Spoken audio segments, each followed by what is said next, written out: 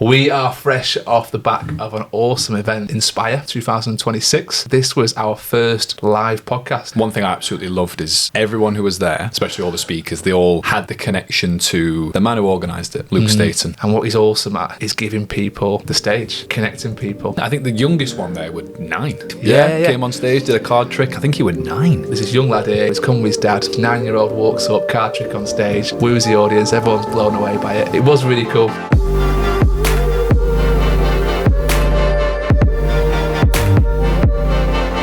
Welcome to the Fit Dads podcast. My name's Ryan Dutton and I'm joined by the man, the myth, with the fantastic hair, as always, Mr. Brad Thompson.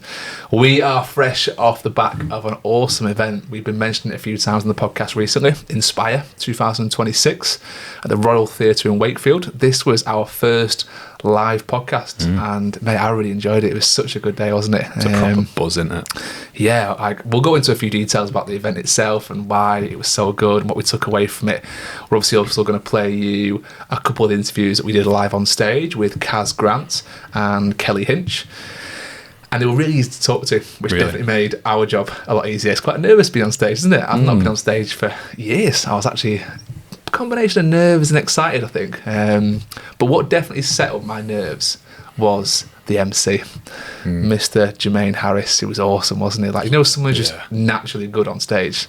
I envy that a little bit. You know, when I see lovely Welsh voice, weren't he? Awesome, lovely, like a lovely Welsh voice, not harsh, just really nice, softly spoken, great charisma. He got the audience going as well. He did. Because when you think about giving any live talking event, you've got this horrible image in your mind of like some kind of conference room, rows of seats, people in suits who are like, just can't be broken, and they're really hard to impress. He, as soon as we got in there, had everyone on the feet. He had them shaking their booty to one of his songs.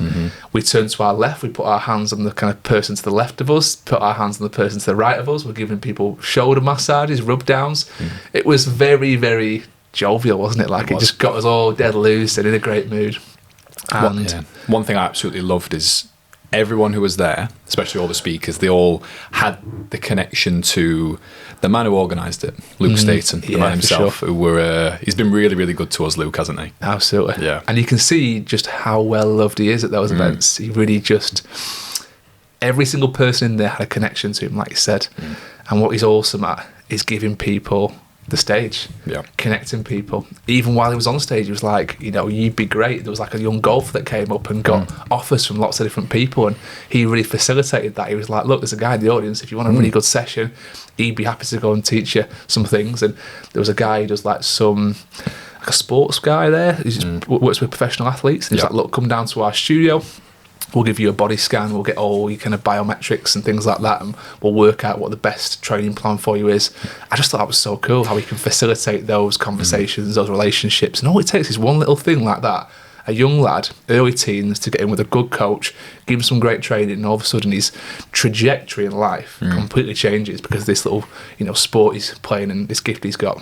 I mean, very early teens as well. Like, I would not have done that at 13. And I've noted down his name, a guy called Jack Grinter. It was Jack Grinter. Jack Grinter. Right. Grinter on the green. Grinter on the green. Great Instagram handle. Yep, Instagram, TikTok. And he really impressed me because I just thought the questions he were asking were probably like 15 years in front of what he should be asking. Absolutely. I see people in their late 20s, early 30s not asking questions that good. And he was really confident. And what I liked about Luke was he actually got people, if anyone had a question, he got them up on stage, which I don't know if they put a few people off asking questions, but people were given the stage to ask their question. And the amount of confidence that will have given some of those young lads, those guys on there, like early teens, maybe, you know, how old do you reckon Jack was, Jack Grinter? If I had to guess, I'd say about 12, 13. 12 or 13. I think the youngest one there was 9. Was it? Yeah, wow. there was a guy, the guy who came on stage, did a card trick. Yeah, came on stage, did a card trick. I think he was 9. So Luke literally said, you know, there's this young lad here, he's 9 years old, he's come with his dad. He's in a room where he just wants to be inspired by people who've lived great lives, hear good stories. Imagine at 9 years old going to a talk, and it's not a short day, it's not like an hour or so. Nope. Started at 10, didn't get out of there till 6. It's a long day, and he's there, sat there, good as gold the whole way through. And Luke said, look, I know you've got some magic. Come and do a card trick on stage. 9-year-old walks up, card trick on stage, woos the audience. Everyone's blown away by it. It was really cool. And that was just the theme of the whole day, wasn't it? I felt really at ease, felt really comfortable going up on stage. And it was just that vibe around the whole place was awesome. Like if you ever does another one, I'm definitely up for going again. And just even if I'm a paying customer this time, you know, I'd definitely be up for sitting in the audience and soaking up some of that positive energy.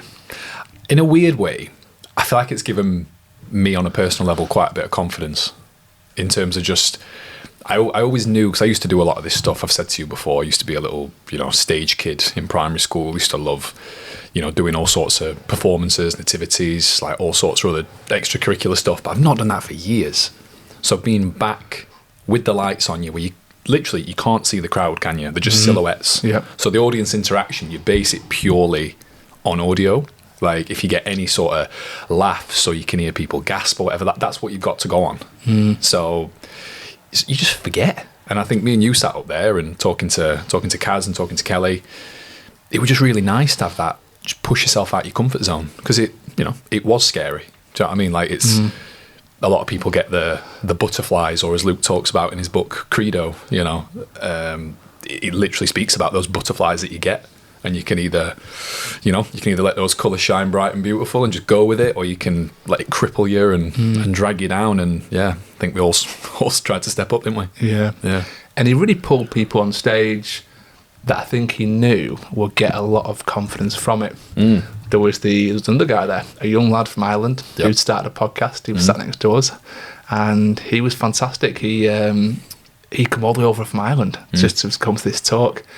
And Luke pulled him on stage and said, look, give us 5 minutes of your time.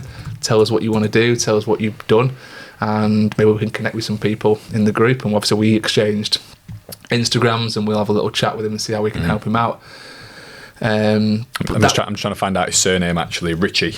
Richie was his first name. So Richie with the fantastic Irish accent. He was telling me how expensive a sandwich was in Ireland. Because obviously they use euros, don't they? They do. Is it gone through the roof? It's gone through the roof, mate. Oh dear. Like I think he said it's 11 quid where he's from. Well, I went to Dublin. Was it last year before? A joke, mate. Yeah. Everything was ridiculously priced. I don't know if it's because it's just Dublin, and Dublin's generally a bit more expensive as a city, but... it's mad. Richie O'Brien. Richie O'Brien, that's the one. Yeah, so he's started a podcast, and he's trying to grow it and build it, and in the right room to grow those relationships. Yeah. And there was little things as well, like, do you know what? The event was so good, actually. And I bet you don't get this at many events, where in the half-time breaks and the intervals, that there was a few of those, people actually went up to Luke and went, look, I'm so inspired and I feel so confident at this event that if you've got any moment in the day where I can go up and have 5 minutes, I'm happy to do it. Yeah. And he came on at one, I think it was after the half-time break, didn't he? He came up and said, look, a few people approached me and said they want to jump on stage, so we're going to have a bit of a freestyle with it, give people the stage and let them say what they want to say. But that just shows how confident he was in that event and what it was bringing to the table. And these people who went on stage, there was one guy, I can't remember his name, but he was petrified, wasn't he? Brian. He was petrified. And he looked pretty good when he went up. And then as he started talking, you could see him quivering a little bit in his voice, and his hand was shaking with a microphone. But he said a really nice thing. He said, look, I've avoided public speaking for so long, and I just can't put it off anymore. He was a life coach, and he was like, I'm expecting my clients and the people I coach to do the things I'm not doing. So it's time that I stepped outside my comfort zone and got on stages like this and overcame that fear. And it is a really weird, irrational fear, isn't it? Because I remember thinking, even when I was on stage, I was feeling like a little bit nervous about what I was saying and how I was wording things. But I always tried to imagine that I was in this room here. Yeah. And I tried to imagine, right, forget the audience, it's just me, Brad and Caz in a room.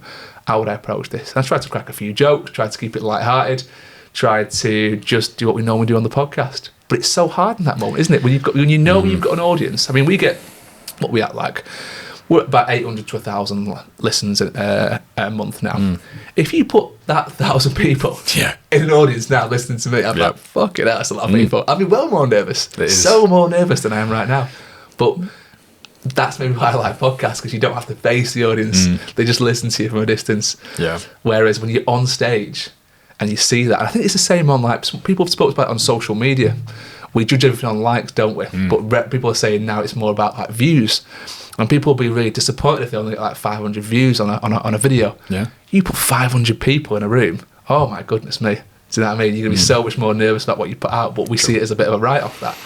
So it's yeah, I think it's really good because it gives you that confidence to get out, go and do public speaking. We can't thank Luke enough for the opportunity. It was awesome. Anything else you want to say about the event? What you took from it? I think a lot of it's perspective.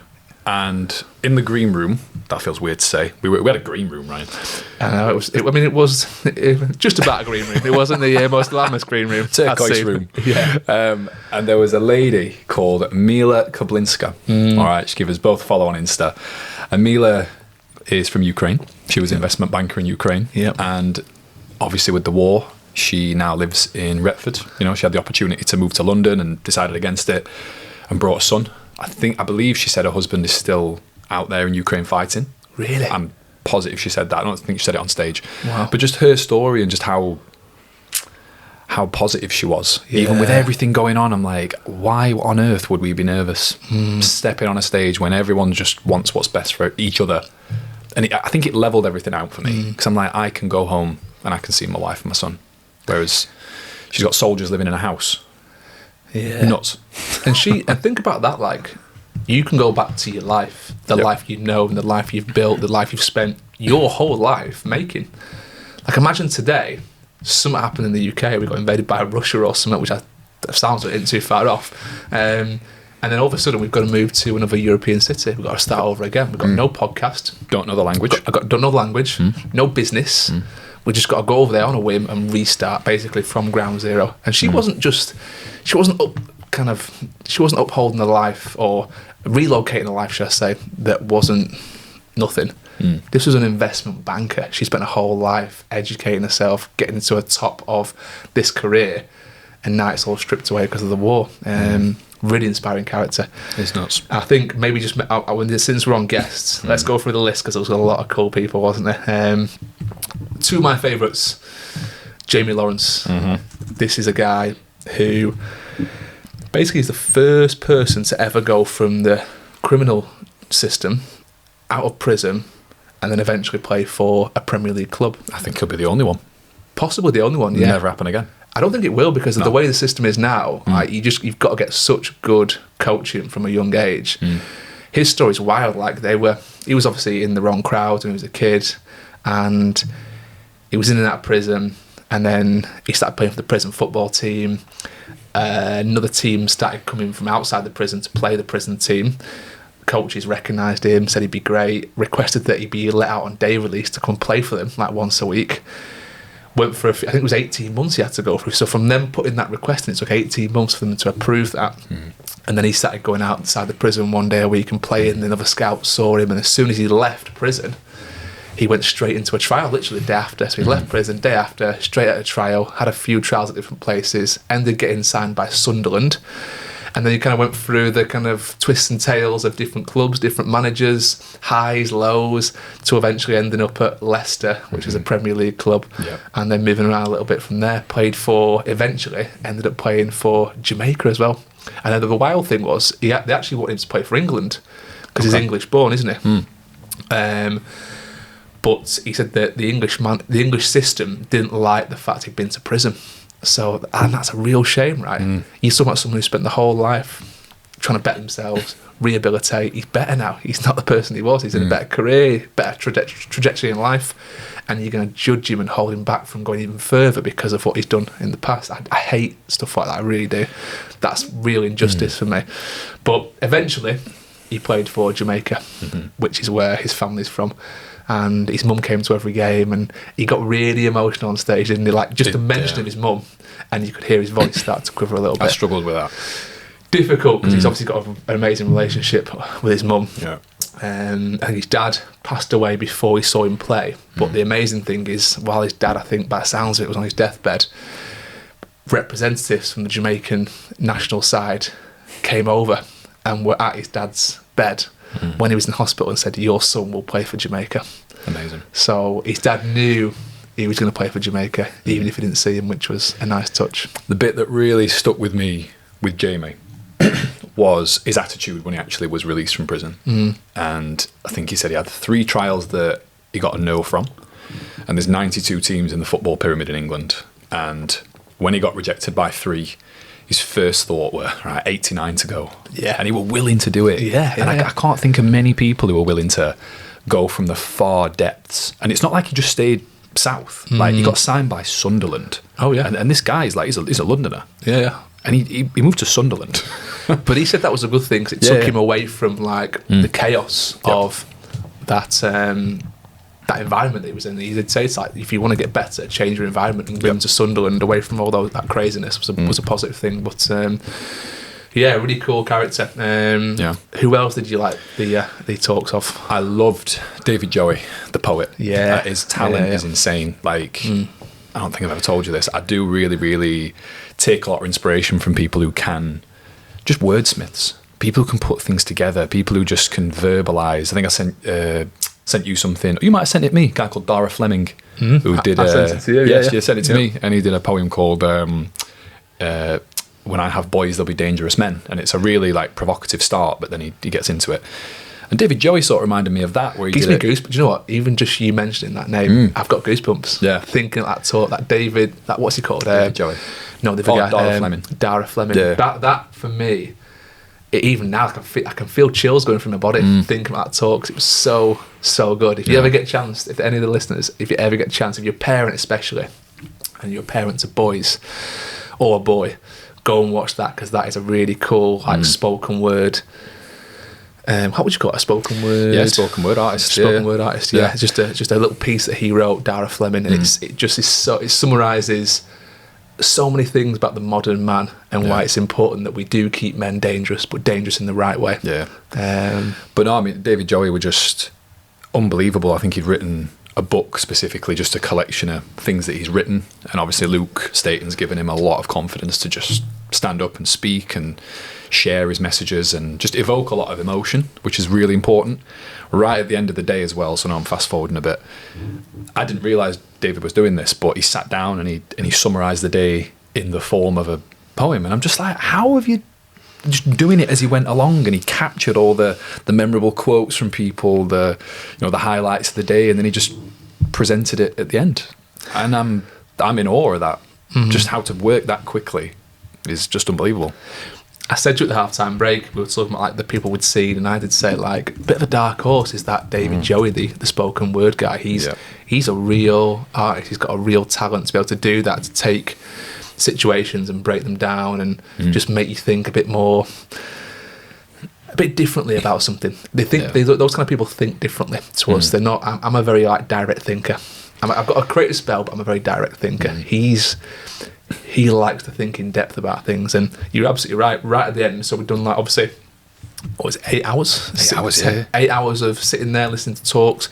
He'd obviously throughout the day been making notes, and every single speaker, everyone who talked on stage, anything that was funny or was a highlight of that talk, he'd written it down. And at the end of the kind of day, just before we finished, he got back on stage and he basically went through every single moment of the day and summarised it all in this beautiful little piece, and that blew me away as well. It was phenomenal. That it is incredible. And again, like, special mention to a few of the other guys and girls who were there, just either sat down with us or sat down with Luke and just shared. We had Tom Waller, or Dr. Tom, as he told me off backstage for calling him Dr. Tom. Too modest. Too modest. But no, amazing. Just an amazing story, and looks like he trains hard as well, Dr. Tom. Oh, he does. Yeah, I think he's built well, isn't he? Yeah, built well. Little things like Dr. Tom. I forgot every guest taught us something. Yeah. Dr. Tom's big thing was like every 20 minutes stand up, because you have that cerebral spinal fluid. Yep. That is basically, it helps you think, it helps pump blood around the body, it helps get things up and down the spine, makes things move more efficiently. And when you sit down, there's a little bone at the bottom of your bum that kind of flaps when you walk around, and when you sit down, that thing stops flapping around. So if you're sat down for like 2, 3, 4 hours, you're now much less creative, much less energetic. You're not thinking as free. Just standing up every 20 minutes. Also, they've proven that it adds an extra 3 years to your life. So that's something that I've been doing. Like every 20 minutes, I've got standing up. I was almost going to put a timer on before, but I've not. But I might do at some point. It's something I'm taking away from his talk. I stand up every 20 minutes, try and get moving. Even if it's just getting a drink or something. There was David Baldwin, who took his dad's company from £1 million to £250 million. An unbelievable dad, which is very hard to do when you're in businesses like that. Just very generous with his time and money and how he's helped people along the way. But also put a Ukrainian family in his house. He had an outbuilding which he's housed quite a few Ukrainian families by the sounds of it. He's had quite a few different families come through there. Luke spoke really highly of him, and he was really cool. Took a lot from him as a dad as well, not just a businessman. Adrian Sullivan, whose business now sponsors Doncaster Rovers, and his story is the fact that he went to Doncaster Rovers when he was flat broke and said, "How much does it cost to sponsor this team? I want to sponsor him one day." And they told him the prices, and he went away and he grafted, and one day he's now the main shirt sponsor. So that was a really cool story. And he was a late starter as well, wasn't he? Did he say 39? 39. Did he start? Yeah, that's 39. nuts. And I remember like a logistics company for anyone who's curious, and just speaking to him, and I remember him saying like, I didn't have any experience in logistics. I just taught myself. Yeah, so he literally said he sat in a room and he had like whiteboards all around him, taught himself logistics, purchased some vans, and all of a sudden he's got this logistics company, which is... I think there's so many benefits. Past logistics, it's called. Past logistics. Yeah, and I have seen those vans knocking about. Yeah, I honestly think there's a huge benefit to people like Adrian who can think very laterally. So he mentioned about, supporting governments and speaking and advising how to get maybe more EV vehicles on the road. And I think he made the point on stage that he felt a little bit out of his depth speaking, like sat down speaking with like the Royal Mail CEO and stuff like that. But actually, he's there on merit, because he 100%. Thinks so differently. And one thing that's made me really realise is that there's a lot of people and a lot of industries that are institutionalised. Absolutely. So when you have someone who can come in and shake up and say, I've only been doing this 8 years, but I think differently. Yeah. So get me in there, chuck me in, coach. Let's get in. Absolutely. Yeah. No, I think they were awesome, those guests. And every single person we took something from. But shall we get into our first guest? Shall we? The person that we interviewed on stage, Mrs. I'm going to assume it's Mrs. Might be Miss. Should we say Ms. to be safe? Miss Caz Grant. Miss Caz Grant, former RAF. So she was an air hostess in the RAF, basically. She was there for over 10 years, I believe. 12 years, 12, 13 years, I think she was there. And then she kind of went on this process of reinventing herself. And the word she used wasn't reinventing, it was restarting, that's right. Yeah, how do you restart after kind of committing for so long to something? So we won't say much more. Here is our interview at Inspire 2026 with Caz Grant. I mean, Caz, awesome to sit down with you. Obviously want to discuss your journey from RAF to what you do right now in personal branding. The key word that we've kept coming back to for yourself, Caz, is restarting. So from day one, what would you like the audience to know about Caz? Yeah, I think this was a sort of a theme that I said to you guys as well about restarting, because I think sometimes you look at people on the stage or something and it's how do we resonate with you guys in the audience? And there's so many different people here with lots of different backgrounds, but we are all humans and we're going to have to restart again and again and again. And I was just about to recently go through a bit of a restart and I was like, oh my God, this is exhausting. Can I do this anymore? And I was thinking, no, yes, you can. You've done hard stuff before, so you can do hard stuff again. And I guess my first restart was when I was 18. I've never known what I wanted to do with my life. I haven't wanted to be a doctor or a teacher or something like that. That would have been easy. I go to uni and I do all of that. Didn't have a clue. One day my friend Holly said, so it's all about the connections that you meet and the inspiration that they give to you. One day my friend Holly said to me, I'm going to go to the careers house in the careers place in Chatham and I'm going to join the Air Force. And I was like, oh, that sounds fun. I'll go with you. 12 months later, I'm graduating from RAF Holton. Holly did not join, which I do think is quite funny to this day.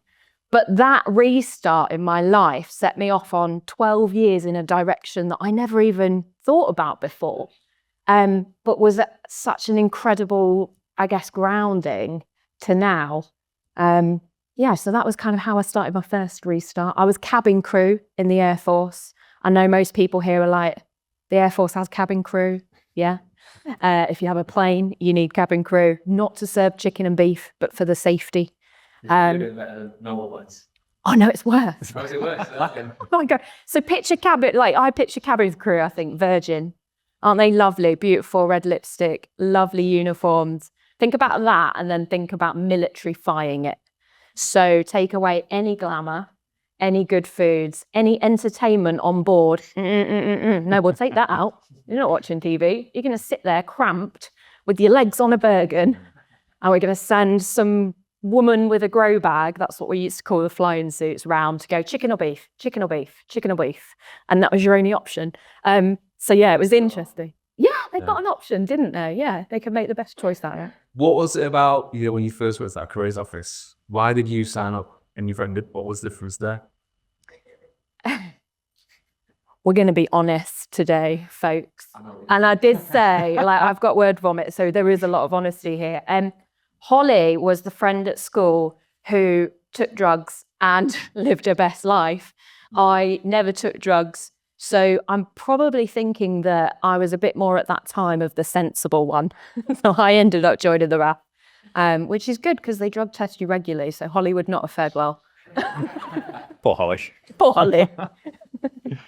I guess to talk about remeds yourself, how difficult was that coming out of the RAF and then trying to get to new careers? Because that's I've had friends who've been in military and they've always found it quite difficult finding that identity, personality, career path again. What was it like to you?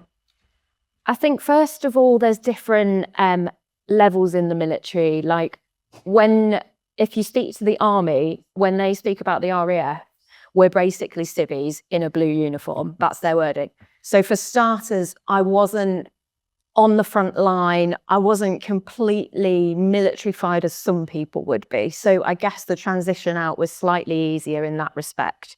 But I gave myself a cliff edge, first of all. So I went traveling around Asia and I was going to be in for life. I was going to be in the RAF forever until they kicked me out, right? But I went traveling around Asia and I saw a ammo tin in a school that was being used as a prison in the Pol Pot regime. So quite harrowing. I saw that ammo tin and I thought, oh my goodness, like, what am I doing in the military? Like, I'm not on the front line. I'm not shooting anyone. If I am, it's a bad day for the whole military. But I was part of that cog and part of that wheel. And I was thinking, am I aligned to that anymore? I don't think I am. So I got back from that trip and I didn't sign on past 12 years. So I did 12 years. I didn't sign on past that. So I had that cliff edge. I had to leave and I had to go into something. There was no turning back at that point. Do like to give myself a cliff edge because isn't life boring when it's just flowing? So yeah, I got the cliff edge and then browsing indeed.com, going cross-eyed like you do because everything sounds the same. It sounds boring. Doesn't it all sound boring in a job spec?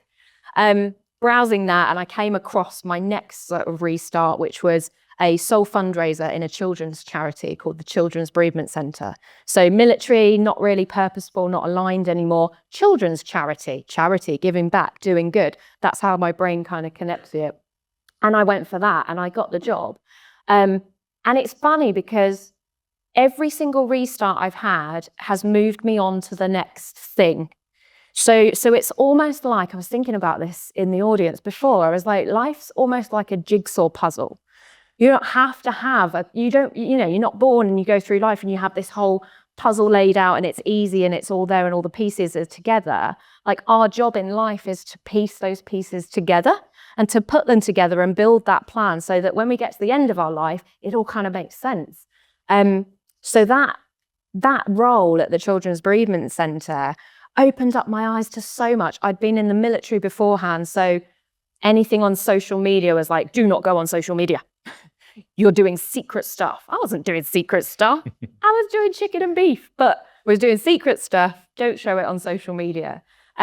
that charity opened my eyes to social media. And I was like, okay, I can reach more people. So if life is all about the connections that you meet, the connections that you find along the way, how many connections can you find and open your door to online? So many more. So I found social media, marketing, communications. It just gave me a footing into Civvy Street that was a really good one. It got me public speaking. I hated it beforehand, hated it. But now I'm on stages like this, which is so cool. So yeah, it gave me so much, that first role. And I think it was relatively easy because I didn't give myself a way back. Really interesting you should say about doors there as well. There's a really tedious analogy that I use with Ryan a lot, which is Takeshi's Castle. So has anyone seen Takeshi's Castle? Yeah? Great show. There's a game in that where people have to run through doors, and sometimes you run through the paper door, other times you hit a brick wall. And if you're going from the RAF, children's charity, to what you're doing now in personal branding, like you've hit some brick walls, you've gone straight through. Why personal branding? I know you said social media really captivated you, but what was it about personal branding that did it for you? Well, there's been a few kind of things, again, a few more restarts along the way. One of them was I took a step back, or I got married, took a step back in my career and worked part-time at a beautician's as a receptionist, which is cool, but it was a step back for me. It was part-time. It wasn't pushing and driving forward. Whilst there, I met somebody in the network marketing space. Everybody in the audience like, network marketing, she's going to network market me, don't worry. So I met someone there, and it was through the network marketing world that I then had a product-based business that I needed to share with the world. And again, I'm thinking, well, I can only physically go to so many networking rooms and network with people. I can only meet so many people out in the streets. Time like COVID, you couldn't meet anyone because you had to stay away from each other. So the online world kind of, I don't know, like a moth to a shiny flame, I saw online as like, okay. And actually, if I'm brutally honest, I had a lot of fears about the network marketing profession and how people would perceive me because I did it, that I didn't want to tell my friends and family and go through that route and tell the people that I knew already. I wanted to go online and tell strangers because that somehow in my mind was easier than telling the ones that are there in front of me who know me already. So I stepped online about 8 years ago. And I was shocking. Like, if you've got enough time to go on my social media, find the beginning of time of my social media. It'll take you a while. But the videos, everything I did was just horrendous. It was so bad. I look back now and I'm like, what was I thinking? Back from last week and 10 calls and 10 Guinness. Yeah. Because once you step onto social media, like when you do anything, you're not good at it. You're not good at it when you first start it. So lots of people wait and hold themselves back because they're not good at it yet and they don't want to look a fool. But you're not going to get better unless you start doing it and you put the reps in, like the gym, like everything. So I stepped onto it through that way. And actually, I didn't think I was a creative person before that. But over time, I've unlocked more creativity inside of me because of being creative online. And it's opened up this whole new world. So I got into personal branding. And then 2 years ago, I got another restart that this time it was someone pushing me because I got made redundant. Isn't that fun? Anyone in the redundancy club in the room? Got made redundant, had to find something. And it got to a point where I wasn't finding anything because, again, Indeed, very dull. But a friend came to me who I'd met networking about 8 years previously. One of the same situations where I'd met Luke, actually, same networking events. And she said, I've got an idea for something that you might be great at. Had no idea what it could be, what it was.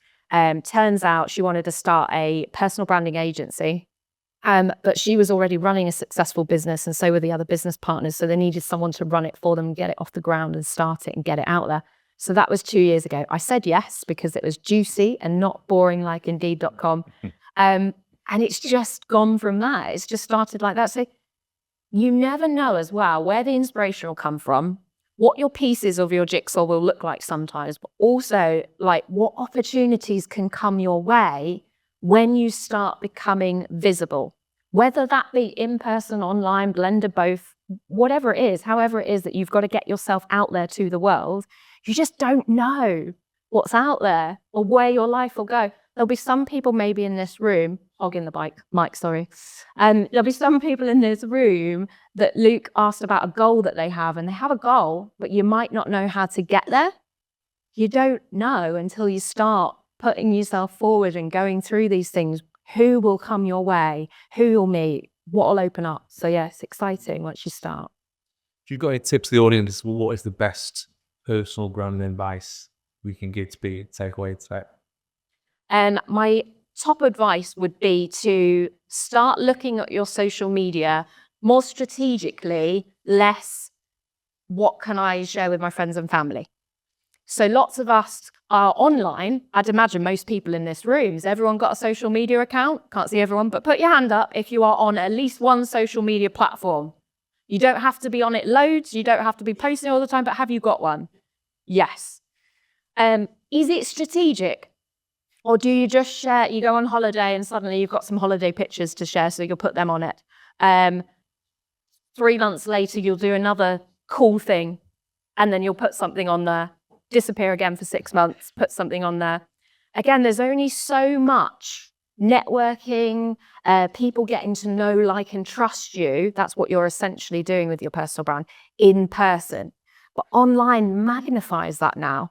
It's like your social media is like you have a shop front for you on the high street of years gone by, but all your windows are down, all your blinds are down. It's just a plain door. There's no logo, there's no nothing. But you're there going, why is everyone else getting the opportunities? Why are all the other shops busy? Why is everybody else making friends, getting dates, getting business opportunities? All these kind of things that can happen when you start putting yourself out there. You need to open your shop front online. And I don't mean put a business on there if you haven't got a business, put you on there. Personal branding is you. Who are you? Put that on there and show up more. And you will be amazed what you get. I wonder if your opportunity came from that. Do you think it came from your social media, like your friend approached you because she thought this person looks good online, I like what she's putting out, she can get right doing personal brand route? Yeah. 100%. I mean, we'd connected, we knew each other in person, IRL, in real life as well. But it's because we then followed each other online. Because the other thing with networking is, so you come to an event like this, you make loads of great connections, you then leave.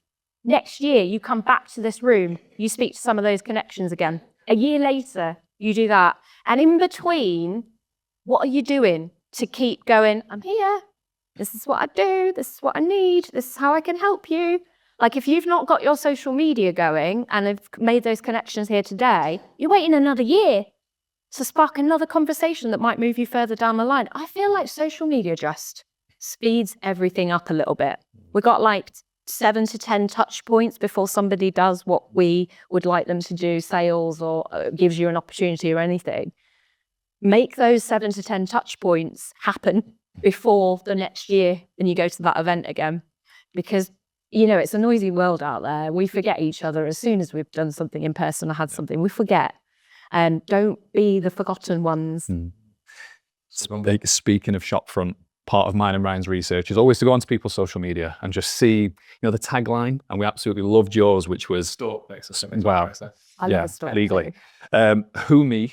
So how to get someone to go from who me to hell yeah, that's me. What would you say to someone who's maybe watching right now, who is terrified, thinking, why should someone invest in me? How can I be proud of what I put out? I think, first of all, there's so much speaking out there about personal branding now. Get online, just get online. What do I say? What do I share? There's so much holding people back. And also, video is the new best thing. And I need to start a podcast as the new best thing. And I could do that. There's so much to it. Where are you at? Where is your confidence level at? Is your confidence level at literally ground zero and putting a post out there about something about today? So here's one for you all, just came to me. If you have not posted on your social media strategically before, I want you to take a photo at some point today of something from here, whatever that is to you, whatever you want to take a picture of. And I want you to share your experience of being in this room today. If you are somebody who is a wordsmith and likes to write an essay or a book every time they post like I do, write an essay or a book on that post. If you want to write 2 lines, Inspire 2026, incredible, write that.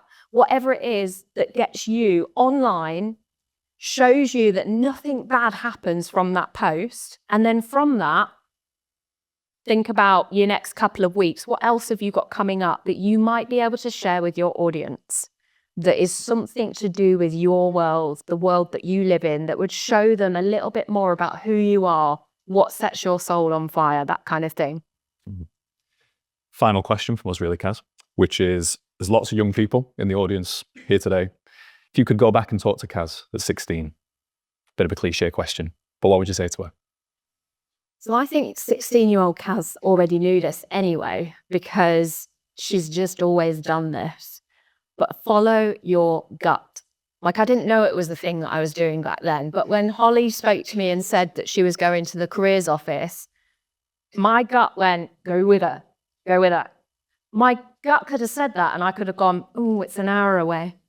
Oh, it's quite far. I don't want to join the RAF. Why would I go with her? Like, your brain starts talking about all this stuff, but actually, what did your gut say? So trust your gut and follow those little gut pings.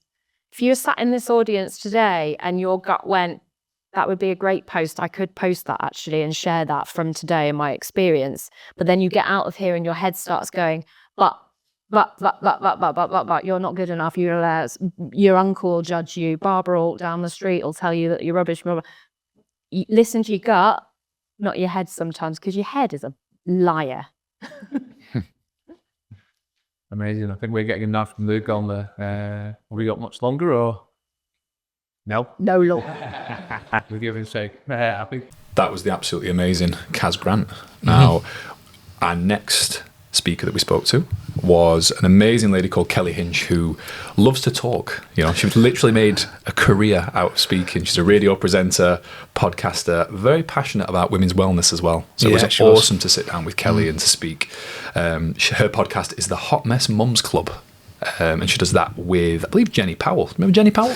Rings a bell, yeah. The name rings a bell. Yeah, it used to be do a lot of presenting work, and when I saw, I'm like, I know that lady, I know who she is. So it's really cool that, you know, Kelly's spreading this message of, again, that relatability, what it's like to be a mum, what it's like to take care of your own mental and physical health, and what an amazing woman. Yeah, she was. And I think for someone who's in, like, they call it new media down nowadays, don't they? Like, podcasting is part of this new media group.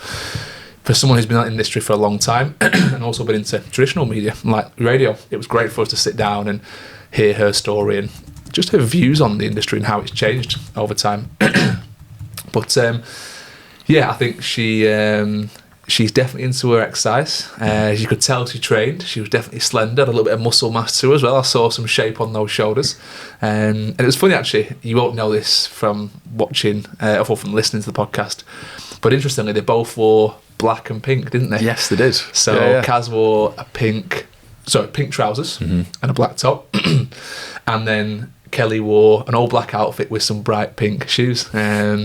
Which I thought was very nice of them. We missed the memo, clearly. We did, yeah. I'm not sure how I'd fit pink into my outfit. I'm not sure it's my colour, that, mate. Like a nice pink jacket, maybe. Just a nice little blazer. Pink glasses, maybe. That'd be yours. Shall we go straight into our second interview at Inspire 2026? This is the fabulous Mrs. Kelly Hinch. Kelly Hinch, you are a radio presenter, podcaster, radio journalist, voiceover artist. I've got a feeling you're going to be good at talking. Well, you say that, but I'm actually really nervous. And I wanted Lindsay to stay on stage because I just thought she was amazing. And I thought I actually get quite nervous at events like this, to be fair, because I think when you're used to being in a studio, you don't see people. You don't have a live audience in that way. So, but I suppose I'm pretty good at it. I've been doing it for a long time. We said the same thing. It's different being in the front room to an audience like this. But do you want to kick off with the first question, Fred? Absolutely. So one thing that we always like to do, as people know, we do is research. We like to understand where people have come from, where they're trying to get to.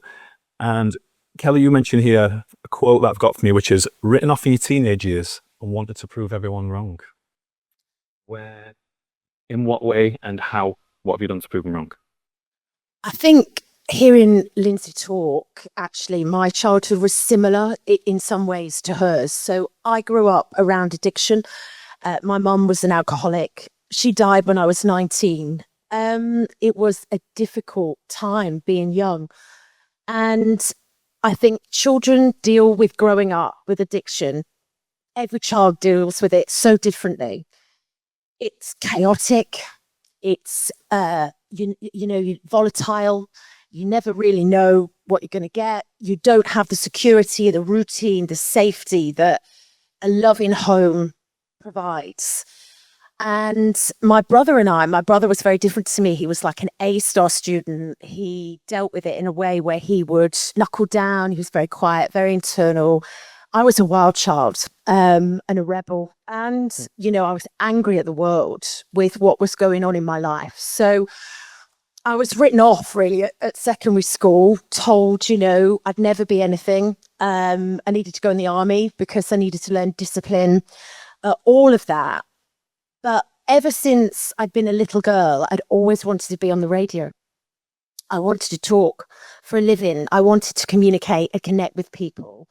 And I guess one of the things that you learn when you're growing up in a household like I was resilience and a drive to achieve something for you. There's always that possibility that you're going to repeat the cycle and turn out the same way. That just wasn't something I wanted to do. So there was that drive to prove all those people wrong that said that I wouldn't be anything. And I think that was my path to radio, really. And that's how it all happened. And it wasn't easy because it's not an easy industry to get into.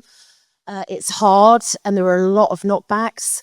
My nan, bless her, desperately wanted me to be head of customer service for Tesco. She was so disappointed when she realised it was never going to happen. She used to say, regional managers, they get so much money and they get their own car and you get a pension, go into radio and everyone's, got a knife in your back and you don't want to have that career. But it was all I wanted to do. And she still supported me. And that's what led to it, really, And I think for a long time, I was on that path. Even when I was in it and I was achieving things, I've got to prove everybody wrong. I've still got to get this. I've still got to do that. I'm 44 now.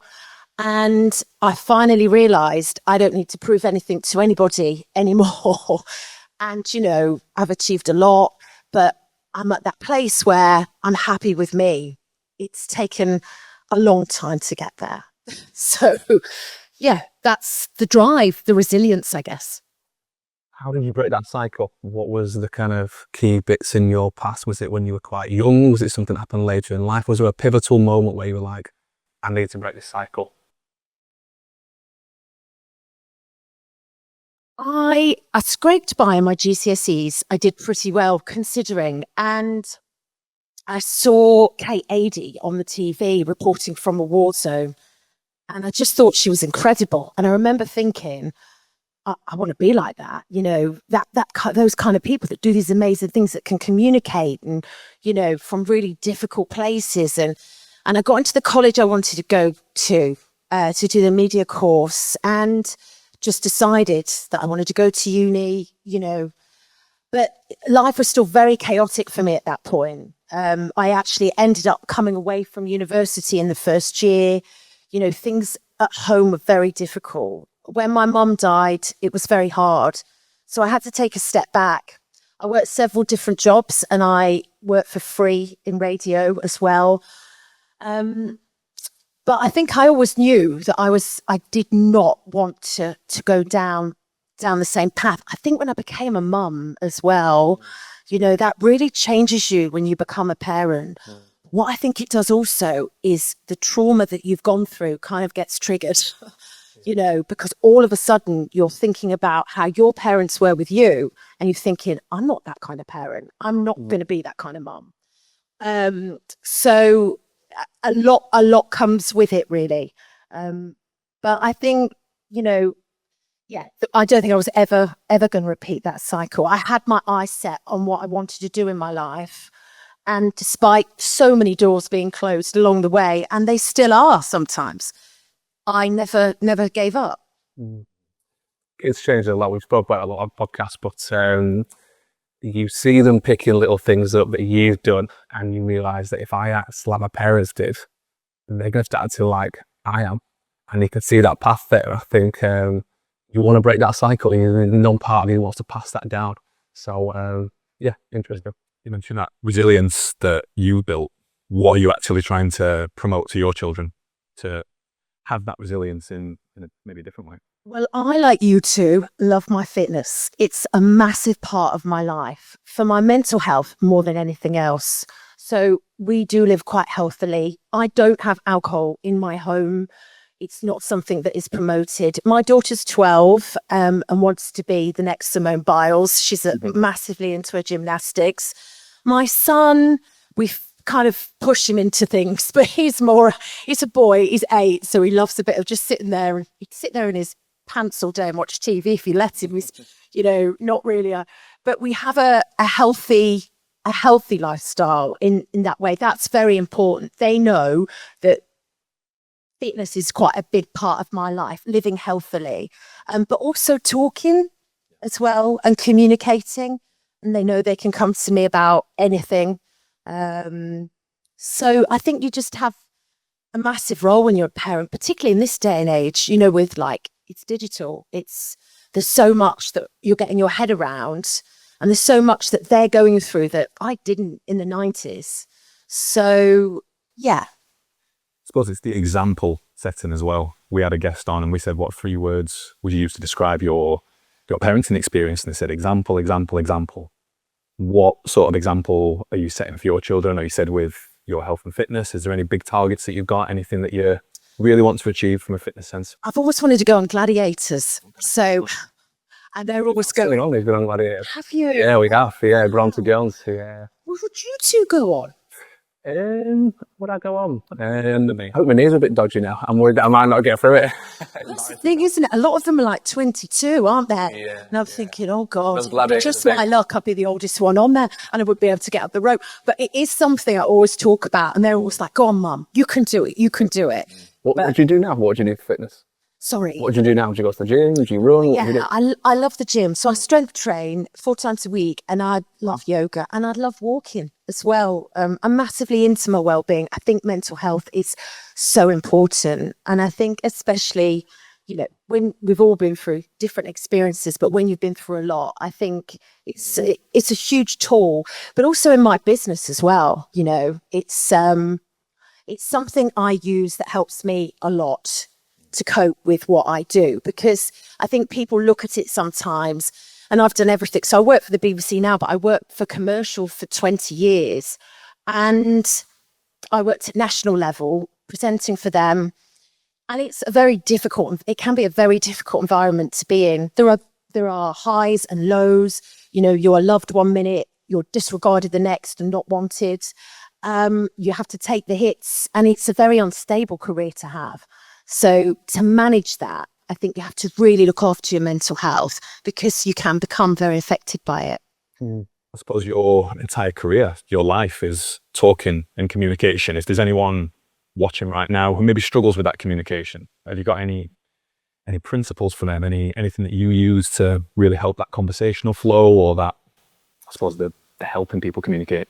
I think authenticity is the most important thing. So always being real is the key to everything, and I think it's infectious. Your flaws are what make you great, as well as the things that, are good. And for me, when you communicate, when you're talking, I always feel like you're making a difference. You could be making a difference to somebody's day. They could be having a bad day. You could be making them laugh, or you could have a great guest on that's going to inspire them massively. So I think being yourself is the most important driver for that, when you need to connect with people, and being honest as well. I think we live in this world now where everything looks so glossy on social media. Everyone's like, you've got to look like this, you've got to have this car, you need to have that bag. I see it with my daughter, she's 12, some of her friends, honest to God, they've got handbags that are like £2,000. I mean, Yeah, that puts my like Asda carrier bags, doesn't it, that I run out of the house with every day to shame. But, you know, I look at it all and I think we are missing that real connection, that authenticity, that being honest about who you are. Because how you treat people is how you are remembered. How you behave towards people is what they take from it. They don't really think about the car you drive or the designer handbags. It's you. So yeah, it's so important to try and keep that. You spoke about being real and authentic. It's actually quite a difficult task to do, isn't it? Like being ourselves today is so hard. And you spoke about social media. I think some of the stuff that does really well on social media now is exactly that, isn't it? It's people being themselves and authentic. It's not the polished videos that do so well. It's the ones where people are just giving a really good, important message to camera on their iPhone. I've always found that, and that's what's being pushed more at the moment. I'm hoping you can help probably me with this, Kelly, if that's all right. So I'm going to try and get some live coaching from Kelly, if that's all right.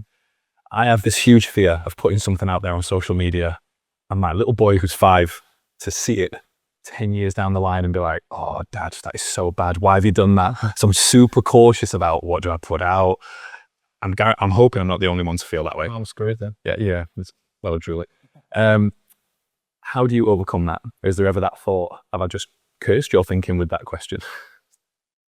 I think it ties in with being real though, doesn't it? Vulnerability is the key to connection. So, you know, being honest when you do these posts and then being genuine and coming from the heart, that's the Me Too moment that people are watching or listening to and going, oh, that's happened to me. Or I totally get what that person is saying, and they connect to you. So it's about having the confidence, I think, in that position, you know, and yes, maybe feeling fear, but doing it anyway, because other people that are going through a similar thing or recognize what you're saying, they get to connect with you. That's very special. Why is radio so hard to get into? What is it about radio that's difficult to get into and to have a good career? I think it's probably changed a lot now because we're way more digital than when I started back then. And it's shrinking as an industry because it's not going to be the same in 20 years. You know, I mentioned I worked in commercial. They now network everything from London. There came a time, and I was doing national radio, and all of a sudden it was like, you know, we don't want normal presenters anymore. We want celebrities. They've got 3 million followers, so everyone's going to listen. And women, just real female presenters who've been doing it for a long time and were very good, just got eradicated by men who made those decisions, by the way. And it was a very difficult time. And I feel that, so commercially, the doors don't open in the same way anymore. And I think it's a very competitive industry. There are lots, you know, we've had some great people talk about, you know, sport today. And obviously, sport's so competitive as well. And so I think competitive industries there's always somebody waiting. If you know, and there's a big mix of personalities as well. So it's not an easy industry to get into. It's even harder to survive in it. And I'd say it's even harder than that if you're female.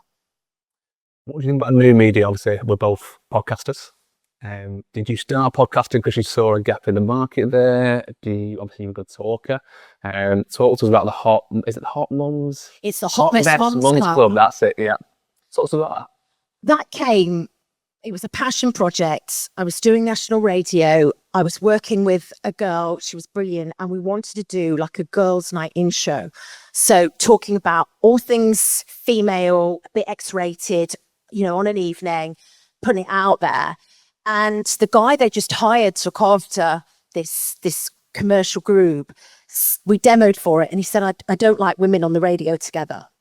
He didn't believe in that. We were frustrated. So we decided to do a podcast. At the time, there weren't many. We were probably the first mum podcast of its time that did what we did. How long ago was it? it's been so long, more than 5 years ago now. Yeah, and it feels a long time. I mean, we started it, we built a studio in my house. It was a passion project. During COVID then? Sorry. During COVID? It was before then. Before COVID? Yeah, before COVID. And it just took off. We have these great guests, all of a sudden brands were messaging us, asking to work with us. That was never the plan, really. The plan was to be able to talk about the things that we were being told we weren't allowed to talk about. Yeah. It went from there. And I was very lucky because as it grew, we got sponsorship. And, it's something really close to my heart because at the time I was going through a really difficult time in radio where I thought that it was over for me. And it was for a bit. I took 2 years out. So the podcast, it was a special project. That's inspired us because we obviously want to grow, we want to get to bigger audiences. So to know that there's those avenues there is really good. I know I'm getting the eyes. We're getting the eyes from Luke. Yeah, he's giving us one of those. The chin stroke. If we can, and hopefully leave the audience with what inspires you the most, Kelly?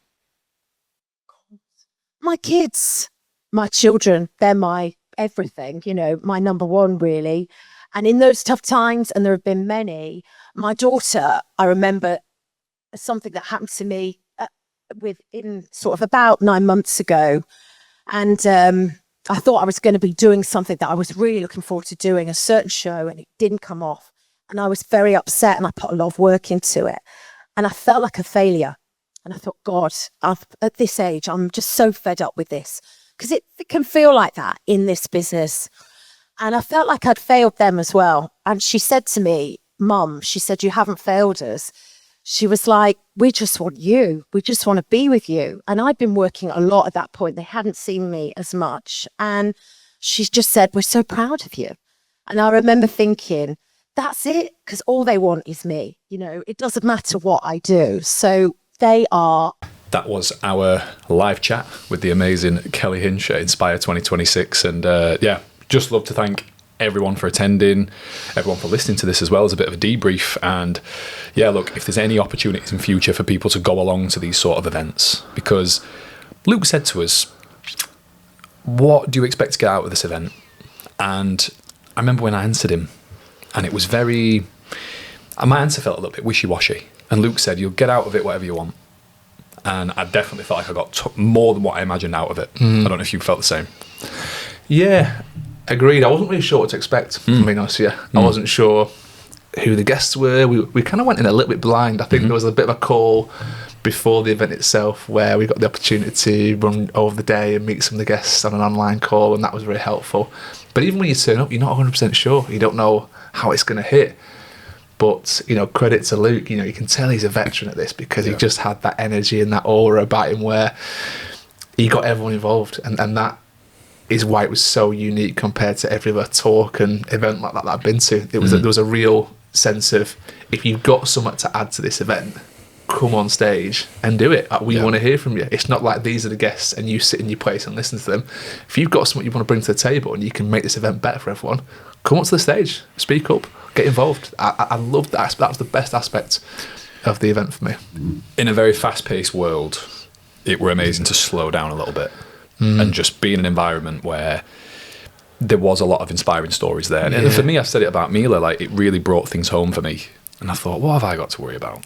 And everything's relative. You've always got stuff to worry about. But when you think, I still have my house, I still have my wife I can go home to. Do you know what I mean? I'm not living in a war-torn country. I'm not having to worry about getting a job because I've been to prison. I've not got to worry about, recovering from a traumatic back injury. Like all these stories puts everything in perspective. Yeah. I feel like that Milla story really hit home for you. It did. You mentioned it a few times. It did. And I think, gives you gratitude, doesn't it? You feel really grateful for actually how good your life is when you hear about stuff like that. And you moan a little bit less over the next month or so because of appreciation for your life. Absolutely. I think for me, it put things in perspective. Going back to Milla, I don't know. You'd do anything for your kids. And if it meant throwing Ted into a different country with Amy, whilst I stayed at home and protected our home, that's a situation that I never thought I'd have to consider that you'd be in, and probably Milla and her family felt the same. Yeah, absolutely.